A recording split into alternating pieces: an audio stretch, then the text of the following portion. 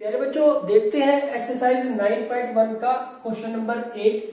और question number 8 में कहा गया है एक पेडेस्टल के शिखर पर 1.6 मीटर ऊंची मूर्ति लगी हुई है। भूमि के एक बिंदु से मूर्ति के शिखर का उन्नयन कोण 60 डिग्री है और उसी बिंदु से पेडेस्टल के शिखर का उन्नयन कोण 45 डिग्री है। पेडेस्टल की ऊंचाई ज्ञात करो। तो हमें क्या करना है, पेडेस्टल की ऊंचाई हमें ज्ञात करनी है। प्यारे बच्चों, अब देखो सिचुएशन हमारे पास कुछ इस तरह से है कि एक पेडेस्टल है जिस पे मूर्ति लगी हुई है। ये जो पेडेस्टल है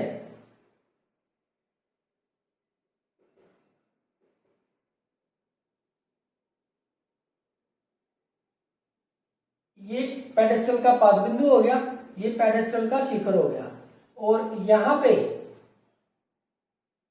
एक मूर्ति लगी हुई है।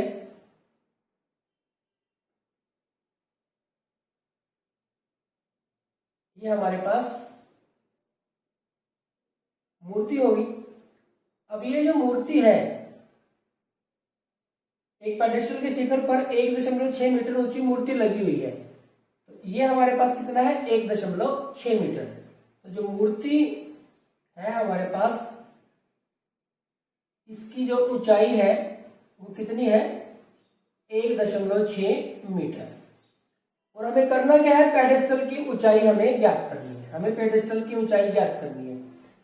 अब क्या और हमें कंडीशन दे रखी है कि एक पेडेस्टल के शिखर पर 1.6 मीटर ऊंची मूर्ति लगी हुई है। भूमि के एक बिंदु से मूर्ति के शिखर, भूमि के एक बिंदु से यहां से ले लेते हैं मूर्ति का शिखर। देखो मूर्ति ये है तो मूर्ति का शिखर ये होगा। मूर्ति के शिखर का उन्नयन कोण, भूमि के एक बिंदु से मूर्ति के शिखर का उन्नयन कोण, ये मूर्ति का शिखर हो गया। तो इसके कोण की बात करें और ये हमारे पास क्षैतिज स्तर हो गया। तो ये जो कोण है वो कितने डिग्री का है, 60 डिग्री का है। तो ये ध्यान रखोगे आप कि ये वाला जो हमारा कोण है 60 डिग्री का है। यहां लिख देते हैं 60 डिग्री। ठीक इसी प्रकार उसी बिंदु से पेडेस्टल के शिखर का उन्नयन कोण 45 डिग्री है। उसी बिंदु से, इसी बिंदु से। अब देखो पेडेस्टल हमारे पास ये है तो पेडेस्टल का शिखर ये हुआ। तो पेडेस्टल के शिखर का जो कोण है वो 45 डिग्री है। इसमें कंफ्यूजन मत क्रिएट करना। तो मैं चलो यहां से हटा देता हूं। तो यहां पे अब आपके पास क्या हो गया, ये जो बड़ा कोण है वो तो कितने डिग्री का है, 60 डिग्री का है। जो छोटा कोण है वो कितने डिग्री का है, 45 डिग्री का। तो थोड़ा सा इसको ठीक करने के लिए हमने क्या किया, इसको मैं लिख देता हूं कि ये हमारा 45 डिग्री है और ये जो बड़ा कोण है ये हमारे पास कितने डिग्री का है, 60 डिग्री का है। तो अब हमें क्या करना है, पेडेस्टल की ऊंचाई हमें ज्ञात करनी है। अब आप देखेंगे कि अगर हम पेडेस्टल की ऊंचाई को h मान लें, हम पेडेस्टल की ऊंचाई को h मान लें, ये हमारे पास पेडेस्टल है, इसकी ऊंचाई को हमने h मान लिया। तो ये देखो टोटल यहां से यहां तक h तो हमारे पास ये है और 1.6 मीटर ये है। तो ये कितनी हो जाएगी हमारे पास, h प्लस 1.6 मीटर। तो ये हो जाएगी हमारे पास h प्लस 1.6 मीटर, ये टोटल। अब आप इनको पॉइंट्स को अगर नाम दे दें कि यहाँ पे हमारे पास ये A point, B point, A से लेके B तक ये हमारे पास पेडेस्टल हो गया, इसको हमने C पॉइंट नाम दे दिया। और ये हमारे पास भूमि पर जो बिंदु था उसको हमने नाम दे दिया D पॉइंट। अब आप देखेंगे कि हमारे पास, हम मान लेते हैं कि माना पेडेस्टल की ऊंचाई, पेडेस्टल की ऊंचाई हम मान लेते हैं h मीटर। अब हमें h का मान निकालना है। प्यारे बच्चों, अगर आप ध्यान से देखें इसमें तो कौन कौन सी समकोण त्रिभुज हम यूज कर सकते हैं। एक तो ये वाली,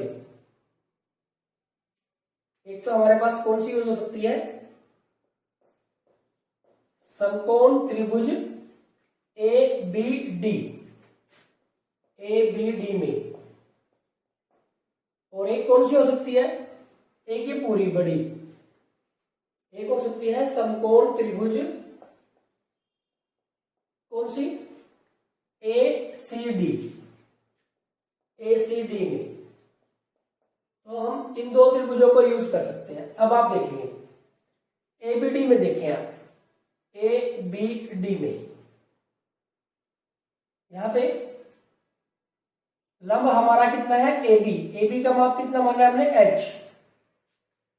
AB लंब बटे में आधार है हमारे पास AD,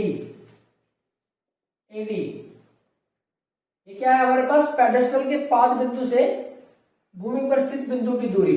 अगर आप इसको x मानना चाहें तो x भी मान सकते हैं, क्योंकि वो ये भी पूछ सकता है, किसी न किसी क्वेश्चन में तो इस तरह का भी पूछेगा वो कि इनके बीच की दूरी बताओ। तो ये किसके बराबर होगा, लंब बटे में आधार, किसके बराबर होगा, टेंजेंट थीटा के। तो टेंजेंट थीटा हमारे पास कितना है, इसके लिए छोटी त्रिभुज के लिए हमारे पास थीटा है 45 डिग्री, तो 45 डिग्री।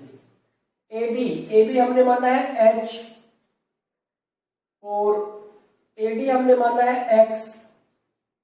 ये आ गया हमारे पास, टेंजेंट 45 कितना होता है, 1। तो जब आर पार गुणा करेंगे तो H बराबर है X, यानी कि जो ये H है और जो ये X है ये दोनों बराबर है आपस में। अभी हमारे पास H का मान तो आया नहीं, अब इस त्रिभुज को लेते हैं। इसमें आप देखें समकोण त्रिभुज ACD में अगर आप इसकी बात करें तो इसमें लंब हमारे पास ये AC है, AC, आधार हमारे पास AD ही है, टेंजेंट थीटा, अब की बार थीटा कितना है बड़ी त्रिभुज के लिए, 60 डिग्री। AC का मान, AC पूरी है हमारे पास, है कितनी है, H प्लस 1.6 बटे में AD का मान कितना है हमारे पास, X, टेंजेंट 60, ये होगा हमारे पास वर्गमूल 3। तो हम इसकी आर पार गुणा कर देते हैं, H प्लस 1.6 बराबर है वर्गमूल 3x। अब देखो हमें मान निकालना है H का, अब यहां पे H है, ये हमारे पास कांस्टेंट टर्म है, यहां x आ गया, तो x का मान कितना है, x का मान किसके बराबर है, h के। तो इस x की जगह पे हम क्या लिख देते हैं, h लिख देते हैं। तो h प्लस 1.6 बराबर है वर्गमूल 3h। x की जगह पे हमने क्या लिख दिया, h, यहां पे लिख सकते हो आप, क्योंकि x बराबर है h। अब आप देखो वर्गमूल 3 का मान होता है, हमारे पास 1.73। अभी देखो 1.73 की h के साथ गुणा करेंगे तो ये 1.73 h होगा, और ये हमारे पास h है, ये 1 h है, तो इसको हम इधर ले आते हैं क्योंकि ये बड़ा है, इसको हम इधर ले आते हैं। तो 1.6 बराबर है, 1.6 हमारे पास आ जाएगा, कितना हो जाएगा, वर्गमूल 3h माइनस h। इसको हम इधर ले आए, 1.6 बराबर है, h कॉमन आ जाएगा हमारे पास, कितना आ जाएगा, वर्गमूल 3 माइनस 1h। या फिर हम इसको लिख सकते हैं कि वर्गमूल 3 माइनस 1h बराबर है 1.6। ये हमने इसको लिख दिया। यानी बच्चों आप देखेंगे कि h का मान, यहां कर रहे हैं हम बाकी काम, h का मान हमारे पास कितना आ जाएगा, ये इसके बटे में आ जाएगा, 1.6 बटे में वर्गमूल 3 माइनस 1। लेकिन हमें पता है कि हम वर्गमूल को नीचे नहीं छोड़ते हैं, तो इसका परिमेयकरण कर देते हैं, हर का परिमेयकरण, वर्गमूल 3 प्लस 1 और यहाँ पे वर्गमूल 3 प्लस 1। तो h का मान आ जाएगा हमारे पास, अभी देखो 1.6 गुना वर्गमूल 3 प्लस 1 तो है ही है। आप इसको ध्यान से देखें, यहां पे करें, देखो वर्गमूल 3 माइनस 1 और वर्गमूल 3 प्लस 1, इसमें फॉर्मूला बन जाएगा a minus B A plus B, यानी कि a square minus B square. वर्गमूल 3 का स्क्वायर से 3 मिल जाएगा, 1 के स्क्वायर से 1, यानी कि हमें कितना मिल जाएगा, इससे 2 मिल जाएगा। तो नीचे हमारे पास कितना आ गया, 2। अब मैं 2 को इसके साथ कैंसिल करूं, 2 एकम 2, तो ये 0.8 आ जाएगा। तो h का मान आ गया हमारे पास कितना, 0.8 इंटू वर्गमूल 3 प्लस 1। तो हम लिख सकते हैं कि पेडेस्टल की, अतः पेडेस्टल की ऊंचाई बराबर है 0.8 इंटू वर्गमूल 3 प्लस 1 मीटर। तो प्यारे बच्चों, ये हमारे पास इसका आंसर आ जाएगा। डबल एंगल के जितने भी क्वेश्चन होते हैं, आपको उसमें क्या करना पड़ता है, जो दो समकोण त्रिभुज आपको नजर आ रही है उनके लिए त्रिकोणमितीय अनुपात अप्लाई कर दें। एक तो हमें ये मिला और एक हमें ये मिला। अब आपको क्या करना है, इन दोनों से ये देखना है कि किसका मान आपको ज्ञात करना है।